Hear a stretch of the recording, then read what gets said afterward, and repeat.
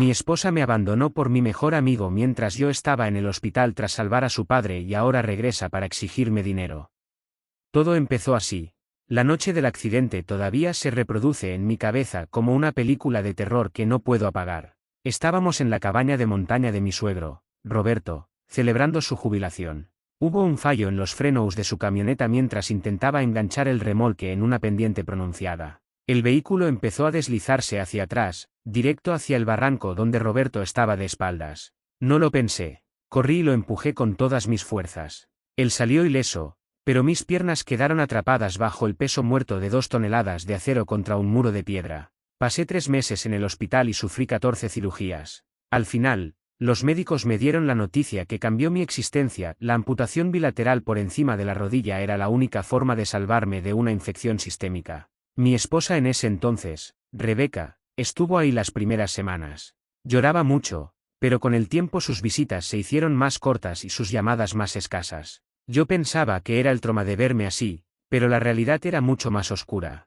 El día que me dieron el alta, regresé a una casa que se sentía fría. Apenas una semana después, encontré a mi mejor amigo, Hugo, en nuestra habitación. No estaban hablando de mi recuperación. Rebeca ni siquiera tuvo la decencia de negarlo.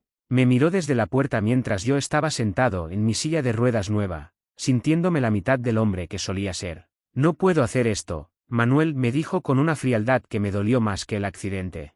Tengo 28 años. No me casé para pasar el resto de mi vida siendo una enfermera, cargándote para ir al baño o empujando una silla. Hugo me ofrece una vida de verdad. Tú ahora solo eres una carga. Hugo ni siquiera me miró a los ojos. Se limitó a sacar sus cosas y las de ella mientras yo permanecía estático, asimilando que el hombre al que llamaba hermano y la mujer por la que di mis piernas me estaban abandonando en mi punto más bajo. Rebeca se llevó la mitad de nuestros ahorros y el coche adaptado que mis padres habían comprado para mí, vendiéndolo 3 días después para financiar un viaje con su amante. Roberto, el hombre al que le salvé la vida, fue el único que no me dio la espalda. Me pidió perdón entre lágrimas por lo que su hija me había hecho. Me ayudó con los gastos legales del divorcio y me dio el impulso inicial para no hundirme en el alcohol o la autocompasión. Me dijo que si yo había tenido la fuerza para salvarlo, tenía la fuerza para salvarme a mí mismo. Los siguientes 5 años fueron un infierno de rehabilitación. Aprendí a usar prótesis de alta tecnología, pero sobre todo, aprendí que mi valor no estaba en mis extremidades, sino en mi voluntad. Me obsesioné con el fitness para personas con discapacidad. Estudié, me certifiqué y, con el tiempo y una indemnización legal que gané por el fallo de fábrica de la camioneta, abrí Phoenix, un gimnasio especializado en rehabilitación y entrenamiento de alto rendimiento para amputados y personas con movilidad reducida. Hoy, 10 años después de aquel día en la montaña, soy un hombre diferente. Tengo un negocio próspero, una comunidad que me respeta y he recuperado mi independencia total. Camino con prótesis de fibra de carbono tan bien que mucha gente ni siquiera nota mi discapacidad al principio. He rehecho mi vida con una mujer maravillosa llamada Diana, que es fisioterapeuta en mi centro y que me ve como el hombre fuerte que soy, no como un paciente. Hace 2 días, estaba supervisando una sesión de entrenamiento matutina cuando vi a una mujer entrar por la puerta principal. Llevaba ropa barata, el pelo mal teñido y una expresión de derrota absoluta. Tardé unos segundos en reconocerla. Era Rebeca. Se quedó parada en la recepción, mirando las fotos de mis logros en las paredes y luego bajó la vista hacia mis piernas mecánicas. Hola, Manuel dijo, y su voz sonaba cascada, llena de años de mala vida. He oído que te ha ido muy bien. Que este lugar es tuyo. ¿Qué quieres, Rebeca? Le pregunté, manteniendo una distancia profesional. No sentí odio, solo una profunda indiferencia, lo cual fue una sorpresa agradable para mí. Las cosas no salieron como esperaba, empezó a decir, rompiendo en un llanto que me pareció ensayado. Hugo me dejó hace 3 años por una mujer más joven. Me dejó con 2 hijos y una montaña de deudas. Manuel, estamos a punto de que nos desahucien. Mi hijo pequeño tiene asma y no puedo pagar los medicamentos. La miré y recordé el momento en que me llamó carga. Recordé cómo me dejó solo cuando yo no podía ni dusear por mi cuenta. Es una situación difícil, respondí, pero no entiendo qué tiene que ver conmigo. No nos hemos hablado en una década. Eres un buen hombre, Manuel. Le salvaste la vida a mi padre. Por el amor que alguna vez nos tuvimos, te ruego que me ayudes. Solo necesito unos $15.000 para ponerme al día y pagar el tratamiento del niño. Para ti eso no es nada ahora. Mira este lugar, mira cómo vives. Ese amor murió cuando me cambiaste por Hugo mientras yo todavía tenía los puntos de la cirugía en mi cuerpo, le recordé. Y este lugar no cayó del cielo. Es el resultado de 10 años de pseudo dolor físico y de no rendirme cuando tú decidiste que yo no valía la pena. Lo hice porque estaba asustada, gritó ella, llamando la atención de mis clientes. Era joven y no sabía gestionar el dolor. No puedes ser tan cruel de dejar a 2 niños en la calle por un error del pasado. En ese momento, vi a Roberto entrar al gimnasio. Él viene todas las mañanas a tomar café conmigo. Se detuvo en seco al ver a su hija. La cara de Rebeca se iluminó, pensando que su padre intercedería por ella. Pero Roberto solo la miró con una mezcla de tristeza y asco.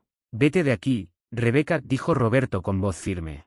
Ya te di todo lo que podía y lo desperdiciaste con ese tipo. Manuel no te debe nada. De hecho, tú le debes una vida que nunca podrás pagar. Rebeca se quedó jalada al escuchar las palabras de su propio padre. Por un momento, la máscara de víctima se le resbaló y pude ver un destello de la misma arrogancia con la que me abandonó hace 10 años. Miró a Roberto y luego volvió a mirarme a mí, apretando los puños con una rabia contenida que ya no podía ocultar tras sus lágrimas de cocodrilo. Es injusto, chilló, ignorando a los socios del gimnasio que ya habían dejado de entrenar para observar la escena. Tú tienes una vida perfecta ahora, Manuel. Tienes dinero, tienes salud, tienes una mujer que te mira como si fueras un dios. Y todo es gracias al accidente que ocurrió en la casa de mi padre. Si no fuera por nosotros, no tendrías esta indemnización ni este negocio. Prácticamente te volviste rico a costa de tus piernas y de nuestra desgracia familiar. Esa declaración fue el colmo. La psicología de Rebeca era la de una persona que siempre encuentra la manera de hacerse la víctima, incluso cuando ella es la que sostiene el cuchillo. No podía aceptar que mi éxito fuera el resultado de mi resiliencia, necesitaba creer que era un golpe de suerte derivado de mi tragedia. ¿Nuestra desgracia? Le pregunté, acercándome a ella sin usar el bastón, demostrando la estabilidad perfecta de mis prótesis. Tú no perdiste nada, Rebeca. Tú elegiste irte. El dinero de la indemnización no fue un premio, fue el pago por años de dolor físico y por el hecho de que nunca volveré a sentir la arena en mis pies. Pero tú no querías el dolor, solo querías el beneficio. Y cuando viste que el camino sería difícil, corriste a los brazos de Hugo. Hugo me engañó, dijo ella, bajando el tono de nuevo, intentando recuperar su papel. Me prometió que nos cuidaría. Pero él es un cobarde. Tú eres el fuerte, Manuel. Por eso he vuelto. Porque sé que en el fondo todavía me quieres. Ningún hombre olvida a su primera esposa, especialmente después de lo que pasamos. Tienes razón en algo, le dije, mirándola a los ojos. No te he olvidado. Te recuerdo cada mañana cuando me pongo estas piernas de metal. Te recuerdo cada vez que veo a un paciente en este gimnasio que ha sido abandonado por su familia porque no encajaba en sus planes de vida perfecta. Eres mi mayor recordatorio de lo que nunca quiero volver a permitir en mi vida. Roberto se acercó y le puso una mano en el hombro a Rebeca, pero no para consolarla, sino para dirigirla hacia la salida. Ya es suficiente, hija. Estás avergonzándome a mí y te estás hundiendo más. Manuel ha hecho más por esta familia de lo que tú harás jamás. Vete a casa. Si necesitas comida para tus hijos, ve a mi casa y te daré una bolsa de víveres, pero no vuelvas a pedirle dinero al hombre al que traicionaste de la forma más vil posible. Rebeca se soltó de su padre con un empujón. Estaba fuera de sí. Empezó a maldecir, gritando que nos arrepentiríamos, que ella tenía derechos y que buscaría un abogado para reclamar parte del gimnasio porque se fundó con dinero que debería haber sido patrimonio conyugal. Fue una amenaza vacía, ya que nuestro divorcio se firmó con una cláusula de renuncia total de su parte a cambio de que yo no presentara cargos por el robo de los ahorros y el coche, algo que mi abogado de entonces gestionó con maestría. Cuando finalmente salió del edificio, el silencio que quedó en el gimnasio era denso. Diana se acercó a mí y me tomó de la mano. No dijo nada, no necesitaba hacerlo. Su apoyo silencioso era todo lo que Rebeca nunca pudo ofrecer. Sin embargo, la historia no terminó ahí. Esa misma noche, empecé a recibir mensajes de números desconocidos. Eran fotos de los hijos de Rebeca viviendo en condiciones deplorables, seguidas de textos que decían, puedes dormir tranquilo sabiendo que ellos sufren por tu culpa. Ella estaba usando a sus propios hijos como escudos humanos en una guerra psicológica para quebrarme. Incluso Hugo, el hombre que me traicionó, tuvo el descaro de llamarme desde un número privado. Escucha, Manuel, me dijo con una voz pastosa, probablemente borracho. Sé que me odias, y con razón. Pero Rebeca está loca. Me está acosando a mí también. Dice que si no le das el dinero, va a hacer algo estúpido. Ayúdala solo para que me deje en paz. tú tienes de sobra. Hugo, le respondí, tú te llevaste el paquete completo. Te llevaste a la mujer que no quería ser enfermera. Ahora quédate con las consecuencias. No vuelvas a llamarme. Colgué y bloqueé el número. Pero la inquietud permanecía. Sabía que Rebeca era capaz de cualquier cosa por dinero, incluso de poner en riesgo a los niños para culparme. Llamé a Roberto y le pedí que fuera a ver cómo estaban sus nietos. Lo que me contó al día siguiente me obligó a tomar una decisión definitiva. Rebeca no estaba pagando el alquiler, pero se había comprado ropa de marca y se había hecho un tratamiento estético recientemente. El dinero que me pedía, para medicinas, era en realidad para mantener una fachada ante un nuevo hombre que estaba intentando seducir, un empresario local al que le había contado que ella era una viuda trágica cuyo esposo murió en un accidente de montaña. La psicología de un mentiroso patológico no tiene fondo.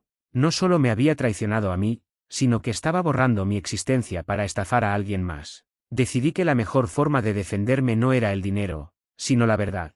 Contacté al hombre con el que ella estaba saliendo, un tal Esteban.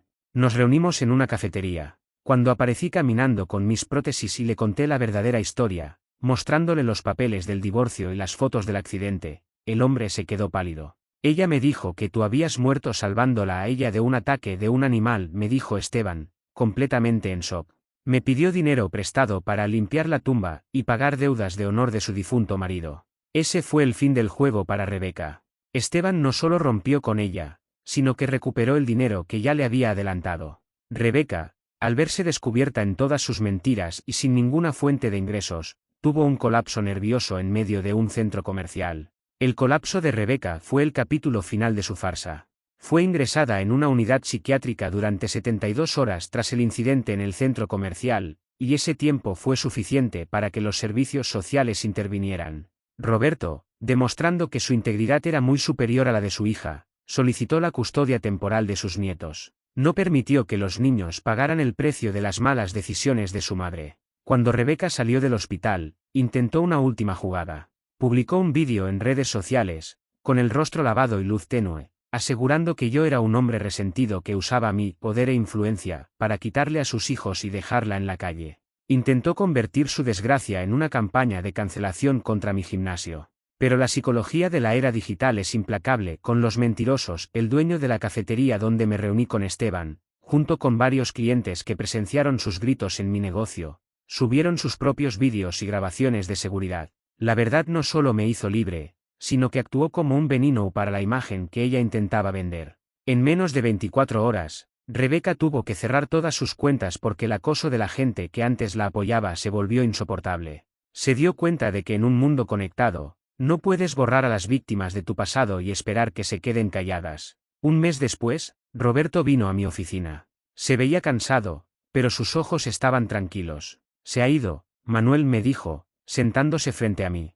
Se fue a otra provincia con un tipo que conoció por internet. Dejó a los niños conmigo. Me envió un mensaje diciendo que la vida en esta ciudad la asfixiaba y que necesitaba encontrarse a sí misma.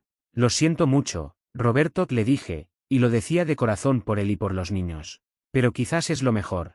Esos niños merecen crecer con alguien que no los use como moneda de cambio. Roberto asintió y me entregó un sobre pequeño. Es la parte que ella se llevó de tus ahorros hace 10 años. La encontré en una cuenta que ella no pudo vaciar antes de irse porque estaba a mi nombre como herencia anticipada. No es todo lo que perdiste, pero es lo que puedo devolverte ahora. No lo quiero, Roberto, respondí, empujando el sobre de vuelta. Úsalo para los estudios de tus nietos. Que ese dinero, que alguna vez fue fruto de mi dolor, sirva para que ellos tengan un futuro distinto al de su madre. Ese día sentí que la herida finalmente cerraba. Rebeca se convirtió en un fantasma, una sombra que ya no tenía poder sobre mi presente. Hugo, por su parte, terminó perdiendo su trabajo por problemas de conducta y se mudó lejos. Nunca volví a saber de él, y sinceramente, espero que así siga. Hoy, mi gimnasio, Fénix, es un referente nacional. Diana y yo nos casamos el verano pasado en una ceremonia sencilla, frente al mar. Por primera vez en 10 años, caminé sobre la arena con mis prótesis especiales para agua, sintiendo la brisa y la mano de una mujer que me ama por quien soy, no por lo que puedo darle. He aprendido que la discapacidad más grande no es la falta de piernas, sino la falta de alma. Rebeca tenía sus piernas intactas, pero estaba lisiada por dentro, incapaz de caminar hacia la empatía o la lealtad. Yo, en cambio, aunque camine sobre fibra de carbono, Me siento más completo y ligero que nunca. La traición me quitó una versión de mi vida que no valía la pena vivir, para darme la oportunidad de construir una que ahora defiendo con orgullo.